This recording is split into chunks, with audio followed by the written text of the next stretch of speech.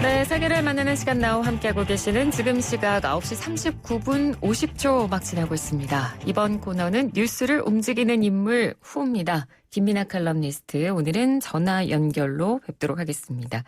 평론가님 안녕하세요. 안녕하세요. 예, 원래는 스튜디오에 모셔야 되는데 지금 이제 코로나19 사태가 좀 심각해진 상황이라 오늘은 좀 전화 연결을 부탁을 드렸고요. 자, 오늘 저희가 다뤄볼 인물은 누군가요? 아베 신조 일본 총리를 얘기를 하겠습니다. 네, 앞서서 저희가 브리핑 시간에도 말씀을 드렸습니다만 오늘 저녁에 기자회견이 예정이 돼 있죠. 그렇습니다. 지금 뭐 건강 상태에 대해서 설명을 하고 뭐 이럴 거라는데 뭐 사임을 할 것이다 아니다 이게 좀 의견이 좀 분분한 상황인데요. 최근에 자꾸 병원에 가다 보니까 이 사임 얘기가 나오는 건데 그렇죠. 어렸을 때부터의 지병인 궤양성 대장염이 재발했다. 이거는 거의 뭐 사실로 보입니다. 이 아베 신조 총리는 1차 집권 당시인 2007년 9월 달에 이 병으로 갑자기 사퇴를 했기 때문에 이 병이 재발했다면 지금 언제 사퇴해도 이상하지 않는 상황인 거죠. 하지만 네. 문제는 포스트 아베 체제에 대한 교통정리가 아직 안 됐다. 이 점이 지금 있는 것 같습니다. 예, 그러니까 말씀해 주신 대로 지금 아베 총리의 뒤를 이을 인물에 대한 논의가 계속해서 지금 복잡하게 나오고 있는 것 같아요. 그렇죠. 이 후임으로 거론되는 거는 이시바 시게루 전 간사장, 기시다 후미오 전 외무상, 스가 요시히데 관방장관, 그리고 고노다로 방위상 뭐 이런 사람들인데 네. 이 중에 이시바 시게루는 아베 신조 총리하고 과거부터 상극이다 이렇게 얘기를 하고 있기 때문에 아베 신조 총리와 그 주변 인물들이 절대 받아들일 수 없는 인물이고 그리고 기시다 후미오의 경우에는 지금 뭐 국민적 지지율이 낮다는 게 이제 약점입니다. 네. 그리고 스가 요시히데는 뭐 임시적으로 이제 후계 자리를 뭐 맡을 수는 있겠지만 아무래도 정치적인 무게감이 떨어지는 인물인 거고요. 그리고 고노다로는 워낙 자기 주장이 강해서 이제 불안하다 뭐 이런 평가들이 있는 상황입니다. 네. 거기다가 아베 신조가 지금 자기 파벌 안에서 후계자를 키우지 않은 사람이 아는 상황이기 때문에 이 파벌 간의 이해관계 문제가 또 있어서 이것까지 더 겹쳐서 보면 굉장히 복잡해지는데요. 그렇죠. 이러다 보니까 교통정리가 될 때 그냥 자의반 타의반 총리를 유지하는 뭐 그런 상황이 될 수도 있다. 알겠습니다. 네. 그래서 뭐 관련 보도들을 보면 이런 기사도 있더라고요. 뭐 엄마가 시키기 전에는 사임을 안 한다. 뭐 이런 얘기가 나오는데 갑자기 왜 여기서 이 아베 총리의 엄마 이야기가 나오는 걸까요? 그러게요. 뭐 엄마가 시키는 거하고는 관계가 없겠죠. 네, 저도 뭐 엄마가 시킨다고 뭘 하고 안 하고 그러진 않습니다. 네. 이제 일국의 총리니까 말이죠. 네.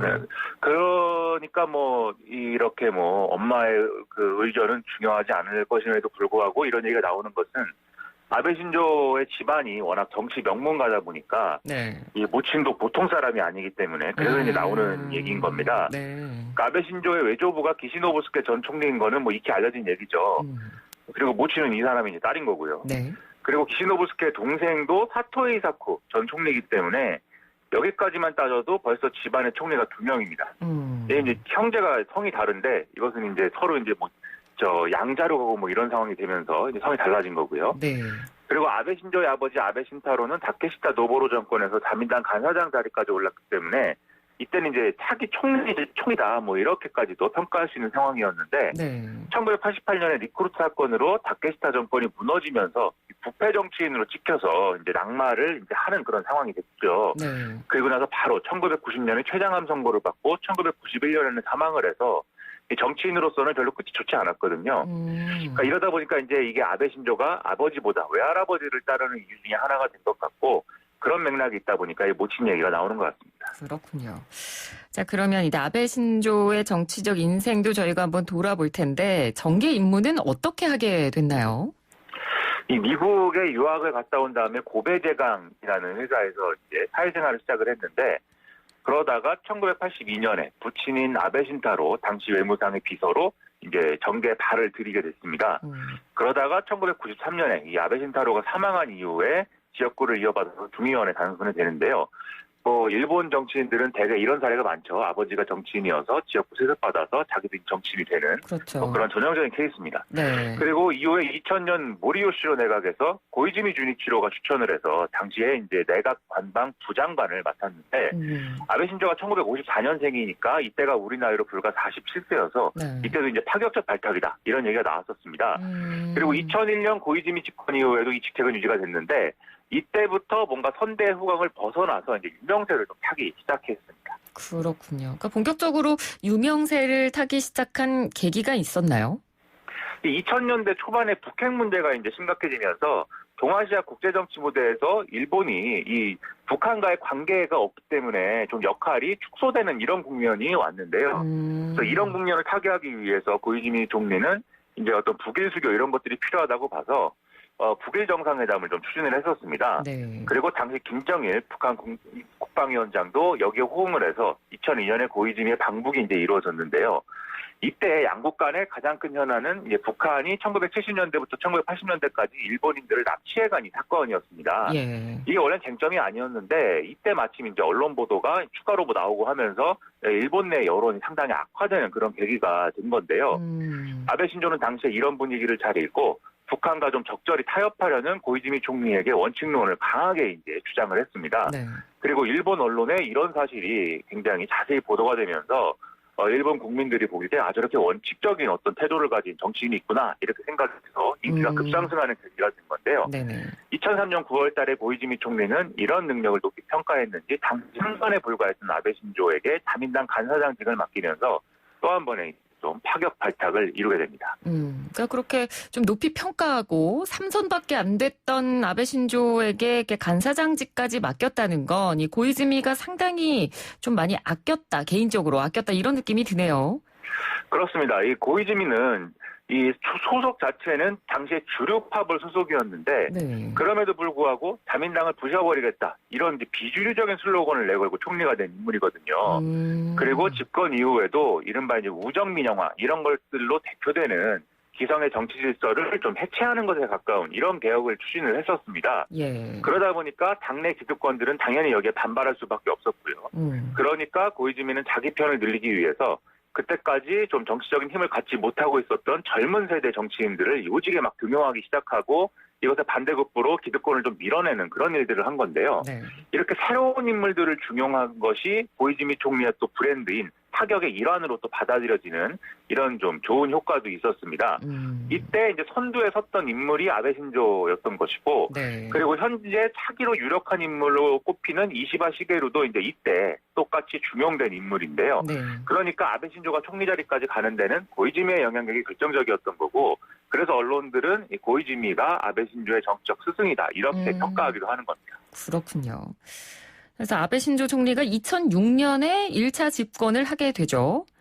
그렇습니다. 고이즈미 정권의 주요 정책을 대승하겠다. 이걸 내걸고 2006년 9월 달에 자민당 총재로 선출이 되는데요. 그러고 나서 총리가 되는 거죠.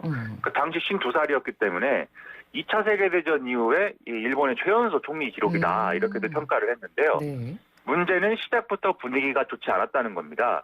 예를 들면 뭐 농림수산상이 비리 의혹으로 자살한다든지, 그다음에 뭐 행정개혁상이 또 비리 문제 연루돼서 사임을 한다든지, 그 밖에 뭐 이 강요들의 어떤 망언, 뭐 원폭 투하는 어쩔 수 없는 일이었다, 뭐 이런 발언들이 막 나오면서 민심이 급격히 이제 나빠졌는데요. 네. 이런 문제들이 불거진 이유는 아베 신조의 인사 스타일 때문이다. 이런 해석들이 잠시 나왔습니다. 세상 물정을 잘 모르는 도련님이 주변에 친한 사람들 위주로 친구 내각을 꾸리는 바람에 이런 사태가 발생한 거다. 이런 해석이었는데 네. 여기다가 국민들이 과거에 낸 이 연금 기록 중에 상당 부분이 누락돼 있다. 이런 사건이 발생하는 바람에 민심은 더욱더 악화됐습니다. 그래서 이제 자기가 연금을 냈는데도 그 기록이 누락됐기 때문에 연금을 받을 수가 없는 그런 상황이 이제 벌어졌다는 거죠. 네. 이 결과가 2007년에 참여연 선거 대패로 이어졌고 그랬음에도 인적 쇄신을 못했기 때문에 상당히 좀 어려운 상황이 됐는데요. 엎친 데 덮친 격으로 앞서 말씀드린 건강상 문제가 발생하면서 결국에 이제 총리직을 불명예적으로 사임을 하게 됐던 겁니다. 네. 그러니까 이렇게 불명예스럽게 총리직에서 내려오게 됐는데 결국 다시 재기를 하게 되잖아요. 그렇습니다. 예. 이게 아베 신조 사임 이후에 후쿠다 야스오라든지 아소다로 뭐 이런 사람들이 총리직을 이어갔는데 이 아베 신조보다도 정권 운영력이 좀 떨어지는 모습을 보였다 이렇게 보일 수 있는 그런 평가입니다. 네.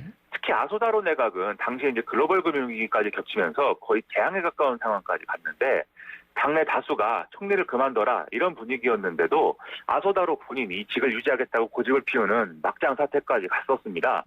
결국 이러니까 2009년에는 엄청난 표차로 민주당의 정권을 넘겨줄 수밖에 없었고 그러면서 자민당의 시대는 끝나는 듯 했거든요. 네. 하지만 이 민주당 역시 일본 사회 위기를 극복하는 데 별로 능력을 보여주지 못했고 특히 후쿠시마 원전 사고가 터지면서 자민당에 다시 기회가 왔습니다.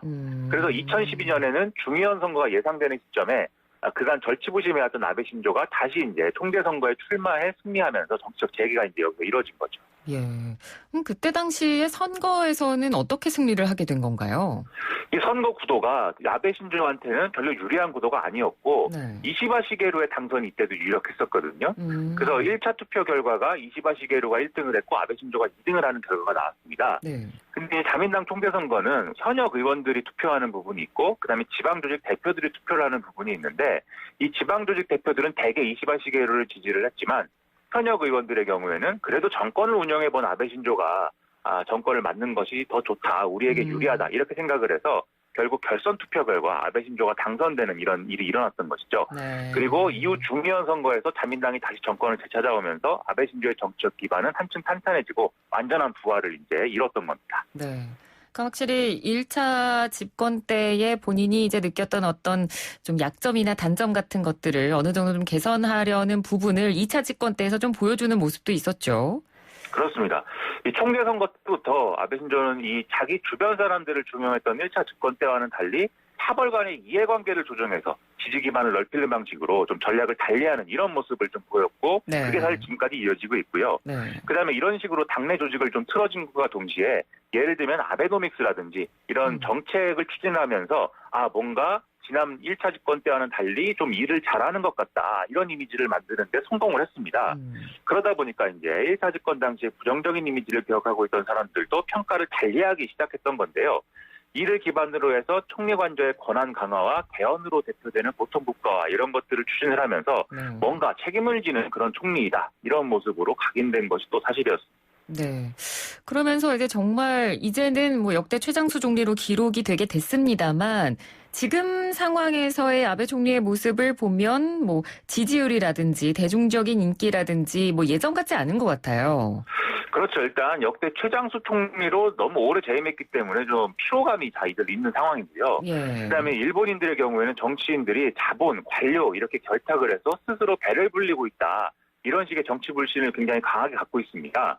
그러다 보니까 좀 강력한 권한을 가진 청렴한 총리가 이런 구조를 깨줄 것을 기대하는 이런 분위기가 있거든요. 네. 그래서 앞에서 말씀드린 고이즈미 주니치로의 사례도 사실 이 기대를 타고 이제 총리가 된 사례다 이렇게 볼 수가 있겠는데요. 마찬가지로 아베 신조 총리에게도 일본 국민들이 힘을 그래서 이제 실어준 겁니다.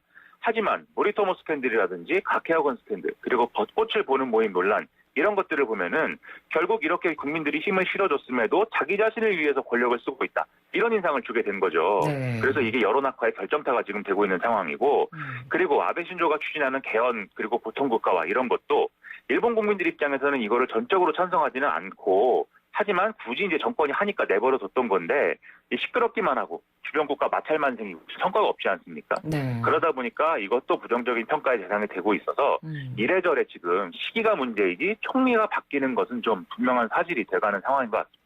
예, 알겠습니다. 자, 오늘은 아베 신조 일본 총리가 어떤 인물인지 알아봤습니다. 말씀 잘 들었습니다. 고맙습니다. 고맙습니다. 네, 지금까지 김민아 칼럼니스트였습니다.